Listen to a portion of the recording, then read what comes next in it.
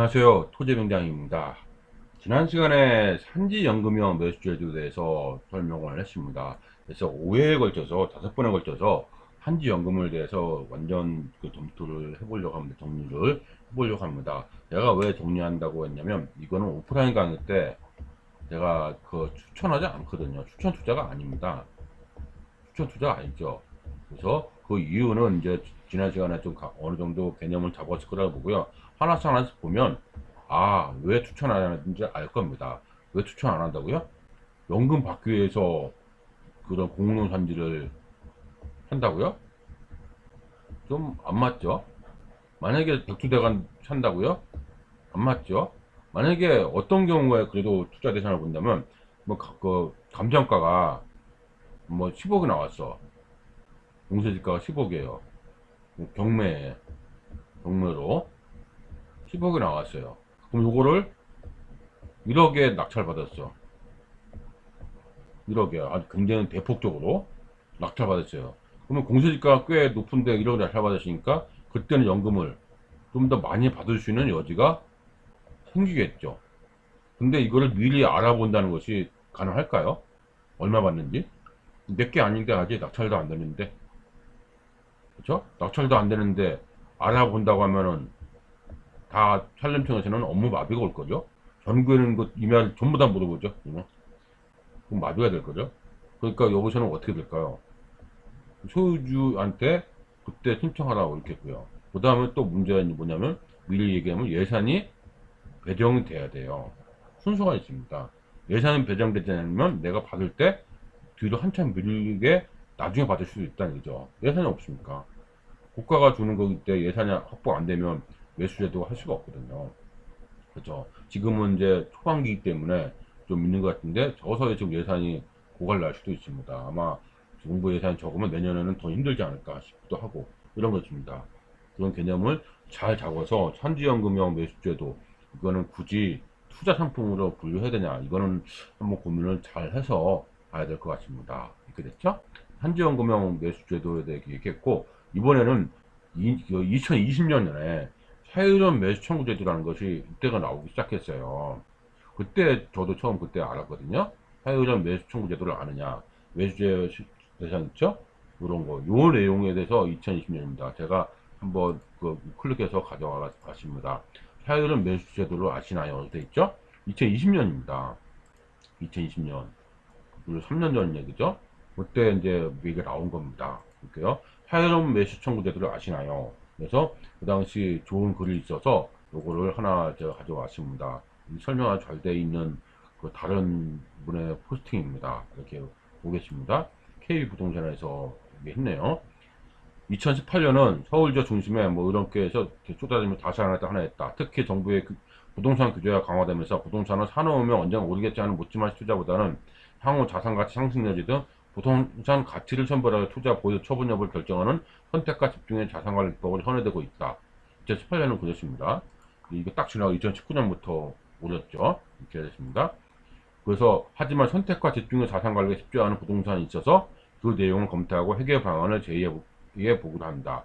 국립공원 내 사유림 개인이냐 안 팔리죠 그거는. 국립공원이 이렇게 있습니다. 국립공원은 어떻게 있어요? 이렇게 쌓여 있어. 내가 이렇게 사유림 있다고. 이런 거 사유림이죠. 쉽지가 않죠. 이건 어떻게 자산관리도 안 되고 세금 꼬박꼬박 내고 그런 거죠. 개발행위 및 토지 활용 제한된 사유림, 개인 임야죠. 매각이 쉽지 않아 방치된 경우가 많다. 법령에 의한 각종 규제상으로 개발행위 및 토지 활용이 제한되어 있는 사유림의 경우는 그예다.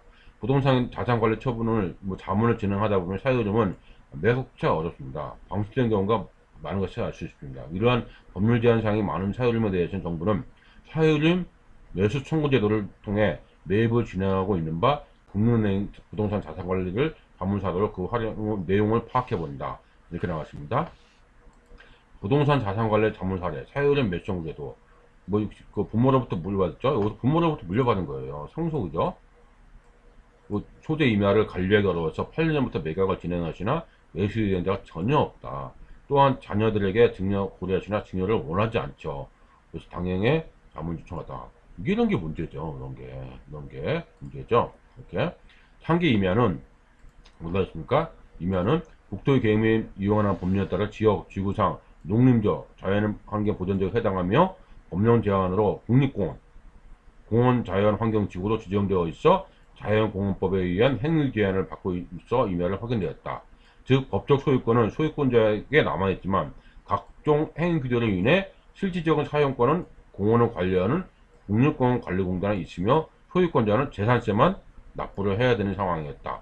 또한 대상 임야는 맹지 및 급경사가 있기 때문에 개발 행위가 전혀 안 되는 거죠. 그래서 고도가 높으면 어려운 자산으로 결정되었다. 검토되었다. 그래서 이런 것 해결 방안 요청해서 사유를 매수청구 제도를 제안하였다. 이렇게 나와 있습니다. 이렇게 나와 있죠. 그러면 이제 사유를 매수청구제도는 뭐냐? 개발 묶인 사유림을 정부에서 매입해 주는 거죠. 그래서 정부에서는 산림청, 지역관리소를 통해서 산림 보전 및 구급진 관리 효율성 증대를 위하여 보전이 필요하다고 판단되는 거죠. 판단 때는 그러니까 안 할 수도 있다는 얘기네요. 판단이라는 것은 재량이라는 얘기죠. 개인 소유의 임야를 매입하는 사유는 매수 청구 제도를 시행하고 있다. 특히 산림청의 매수 제외 산림에 해당되지 않는다면 보전산지 중 공유산지 등 규제사항이 강하게 있어서 개인 소유자가 입장에서는 가치상승 적은 임야일수록 매수 대상이 될 수 있는 확률이 크다는 거죠. 국가가 이제 보호해야 되는 게 맞습니까? 이렇게 있죠? 그게 크다는 거 얘기입니다. 그래서 매수 대회 제외의 대상 산림은 뭐 어떤 거냐 보면은 저당권, 주상권 설정되어 있는 사람 당연하죠. 임목 등기, 나무에 대한 주인이 있는 사람 못 되겠죠. 지적 공부와 등기상의 면적이 다르거나 위치가 다른 사람 산림 이건 마찬가지죠. 2인 이상 공유 이제 지금은 이제 해제됐습니다. 올해 2024년부터는 이 당시에 처음에 2인 이상 공유 토지 공유자 모두의 매도 승낙이 어려운 산림 이건 안 된다는 거죠. 그다음 소유권 및 저당권 등을 대상으로 소송 절차가 진행 중인 사람 당연히 안 돼서 산림 안 되겠죠. 다른 법률에 따라 개발 절차가 진행 중이거나 진행이 예상되는 산림 당연히 안 되겠죠. 그 다음에 요게 우리가 알아요. 7번 최근 1년 이내에 소유권 이전 등 변동이 있는 산림은 안 됩니다. 그러니까 뭐예요? 낙찰 받아도 아니면 만약에 낙찰 받았어. 그래도 1년 이상은 지나야 받을 수 있다는 거죠. 이것도 우리가 알아야 되겠죠. 하고 낙찰. 그 다음에 구글임 집단화를 할 수 없는 산림. 산림청 기준을. 그 얘기 뭐냐면 그 구글임이 이렇게 있는데 이 중에 사유를 받으면 그거는 받아도 되겠죠. 근데 전부나 사유림이야. 사유림 요거를 신청해. 주위에 주변이 없어요. 이건 안 된다는 거죠. 기준이 있을 겁니다. 그렇죠? 그러니까 산림청 매수 제외 대상이 이렇게 있습니다. 나머지는 뭐 그런가 보다 하는데 7번 같은 경우가 우리가 유의해야 되겠죠. 1년 이상이라는 거죠. 1년 이내는 안 된다는 겁니다. 이렇게 있고요. 제외 대상이 있습니다. 그럼 이제 어떻게 업무 순서를 가냐면 사전 문의 소유자라고 되어 있습니다. 이해관계 말고요. 소유자 지역관리소에다가 사전 문의해요. 매도 승낙서 접수해. 임야를 확인해야죠. 매수 여부 결정을 통보해요. 매매가를 협의해. 감정평가를 의뢰하죠. 금액이 나오죠. 금액이 확정되고 협의하고 소유권 이전면 대금 지급하고 이렇게 하는 거죠. 그러니까 여기 소유자라는 거죠. 그러니까 뭐예요? 소유자가 된 다음에 얘기해야 되는 거죠. 그죠? 이게 그래서 투자가 쉽지 않다는 것도 이런 것도 있는 겁니다. 이렇게 있고요. 쓸모없다고 판단한 임야 다시 보기. 쓸모없다 판단한 무수익 자산. 이게 수익이 낼 수 없잖아요. 그때 현금화하려면 전문가 자문받아서 사유적 매수 청구 제도를 활용해라. 그래서 컨설팅은 제가 가끔 합니다. 그렇지만 투자로서는 권유 안 합니다. 한 번도 권유한 적 없습니다. 이렇게 나오죠. 사유적 매수 청구 제도는 법령 규제 등으로 개발 및 매매가 제한되어 쓸모없다고 무수익 자산을 현금화할 수 있는 대표적인 방법 중 하나다. 특히 2년 이상 보유했던 임야를 산림청에 2020년 12월 30일까지 매각을 하면 이 세금에도 양도세 감면 받을 수 있다. 이렇게 나와 있습니다. 이것도 두 개 나옵니다. 다만 한정된 예산에 따라 해당 연초 공고의 해당 연초에 공고합니다. 사유적 매수 청구 접수 물량이 집중되면 산림청에서는 더 이상 매수를 하지 않는다면 돈이 없으니까 돈이 없으면 그러니까 빨리 내가 내년에 신청한다고 해서 내가 순서가 밀릴 수도 있다는 얘기예요. 그렇죠? 두 개의 감정평가법인의 평균 감정평가 금액으로 매수 가격이 산정되는 만큼 시세보다는 낮은 금액에 매각된다는 점은 사전에 인지해야 한다. 시세보다 당연히 낮죠. 또 공유지분의 경우에는 안 돼요. 이제 지금은 되지만 4인까지. 마지막으로 사유는 매수 청구를 고려한다면 개인들은 법령 규제사항의 세부적인 내용과 자산가치 검토 관한 전문적 식견이 부족하여 매수 청구 여부를 판단하기에 한계가 있을 수 있습니다. 전문가한테 물어보고 진짜 그 국가에다 팔아도 되냐? 결국 국가에 파는 거 아니에요. 팔아도 되냐? 아니면 또 다른 뭐 가치 상승할 수 있냐? 이걸 충분히 검토를 한 다음에 이거를 시행을 해야지 무조건 돈이 나온다고 해서 하면 안 좋다 이거죠. 무슨 얘기냐면 이게 혹시 뭐 다른 방법으로 개발 여지를 할 수 있다든지 그러면 아깝잖아요. 아쉽잖아요. 이거 대표적으로 뭐가 있을까요? 휴양림 같은 것도 있고 뭐 요즘에는 산수교체로 할 수 있는 게 많이 생겼습니다. 검토를 한 다음에 진행하는 것이 맞다 이 얘기입니다. 그랬죠? 그래서 이런 내용이 있기 때문에 한번 봤습니다. 이걸 봤고요. 그래서 이렇게 나와 있는데 이 내용이 바로 금방 본 거예요. 근데 어제 세법 개정안이 발표됐습니다. 어제가 언제예요? 2020년이죠? 이거 7월 22일이겠죠? 정리하신 부분이 있어 확인하였습니다. 바로 내용입니다. 사유는 매수 청구제도입니다. 이렇게 있고요. 국가의 양도하는 산재에 대한 양도소득세 특례 적용기한 연장을 했네요. 연장. 그렇죠? 그 어떻게 연장했어? 원래는 2년 이상 보유하면 양도소득세 10% 감면이라고 했잖아요. 그렇죠? 적용기간 2년 연장됐습니다. 2020년 계속 연장하고 있습니다. 그러니까 양도소득세 10% 감면이 2년 이상 보유하고 넘기면 이렇게 하신 분이 있는지는 모르겠습니다. 또 저는 한 번도 이런 거는 만나지 못해서 그렇죠? 왜냐면 제가 아까 얘기했듯이 투자로서는 적용하지 않아요. 그렇죠? 근데 기존에 보유하고 있었어. 그러면 괜찮죠. 그렇죠? 그렇게 보시면 될 것 같습니다. 그래서 효율화 자금 지원을 하는 거죠.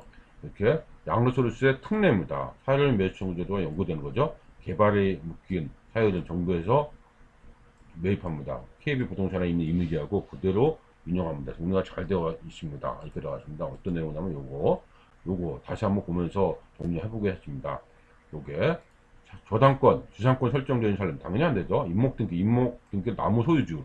살림이있는데 살림은 원소 임목등기가 있다는 얘기는 나무 주인은 따로 있다는 거 아니에요. 그럼 당연히 안 되겠죠. 지적공부와 등기상의 면적이 다르거나 위치가 다른 살림. 2인 이상이 이것도 안 되고, 그렇죠? 소유권, 저당권 등을 대상으로 소송 절차가 있는 거. 복잡한 법률적으로 진행되면 안 되는 거죠. 이게 1년 이내에 소유권 제한 등이 변동이 있는 살려면 안 된다. 이거는 우리가 알아야 되겠습니다. 그렇죠? 그런 내용이 있는데, 이게 정리가 잘 되어 있더라고요. 매수 제외 살림에 정리가 잘 되어 있어서 다시 한번 정리해봤습니다. 그러면 이제 절차도 있습니다. 좀 전에 봤죠? 그래서 다시 한번 보면은 소유자. 그래서 가서 시세보다 낮게 뭐 선정한다. 이 내용을 신청 매수 대회 대상 살림에 대해서 얘기를 했습니다. 이렇게 해놨고요. 그 다음에 이제 사유는 매수 청구제도. 제가 이 세법 개정안과 함께 이해하시면 좋다고 했습니다. 그런데 말입니다. 매수 대회 살림이 아니라면 윤리가 불만한 조항이 있습니다. 7번이 문제, 7번이 뭐였습니다? 늘 연구하시면 좋습니다. 7번이 아까 얘기했듯이 1년이 지나고 난 다음에 해야 된다는 거죠. 1년 지나고 난 다음에 저는 이제 이거를 컨설팅만 하고 매수에 그 산림청에다 한 적은 없는데 얘기를 들어보면은 뭐가 또 문제냐면 1년 이상 보유한 것도 문제지만 내가 어디 뭐 임야를 샀어 어느 지역에 예를 들어서 뭐 어디 할까요 뭐 이렇게 어느 지역에 진천이다 아니면 어느 지역 임야를 샀어 근데 이거를 지자체가 내가 뭐 사가지고 매수 청구를 하는 게 예산이 있다. 그러면 내가 1년 보유하고 신청하면 되잖아요. 근데 이 예산이 매번 있는 게 아닙니다. 올해는 있을 수 있지만 올해는 있다고 치면 내년은 없을 수도 있어요. 내후년에 생길 수도 있고. 그러면 그 얘기는 뭐예요? 1년 이상 보유하는 것도 묶이지만 자금은 묶였지만 또 생각지 않은 변수가 뭐예요? 또 자금을 묶일 수 있는 여지가 있는 거죠. 이게 바로 되는 게 아니라고요. 계획되려면 얼마나 좋겠습니까? 그래서 이런 게 이게 10억짜리를 1억에 낙찰받았다. 그럼 그 다음에 가치가 있겠죠. 이렇게까지 뭐 해야 되는 게 있지 않을까? 뭐 좀 의문부호인데 공인한제 이렇게 해서 일부러 받는다고요? 백두대간을 이렇게 받는다고? 그렇죠? 비오토보 이렇게 받는다고요? 그렇죠? 그래서 좀 말이 좀 있는 것 같습니다. 그래서 조심해야 되는 것이 이런 면이 있다, 이렇게 보시면 좋을 것 같아요. 알겠죠? 그래서 이렇게 봤는데, 이번 시간의 내용은 이 사유를 매수 청구제도에 대해서 설명하는 시간이었습니다. 제가 이 설명한 이유는 2020년에 이 사유를 매수 청구제도가 나왔습니다. 새벽 개정안이 나오면서 연장됐어요. 이렇게 연장을 됐기 때문에 사유를 매수 청구에 대해서 좀 알고 있어야, 사유를 매수 청구를 알고 있어야 한지연금하고 또 연결되니까 한지연금형이에요. 지난번 얘기했죠. 지난 시간에 한지연금형이라고 했죠. 이 구분이 같이 연결시켜서 이해를 하셔야 이해가 될 겁니다. 이번 시간에는 사유림 매수 청구 제도를 아시나요? 해가지고 사유림 매수 청구 제도에 대해서 살펴보는 그런 시간이었습니다.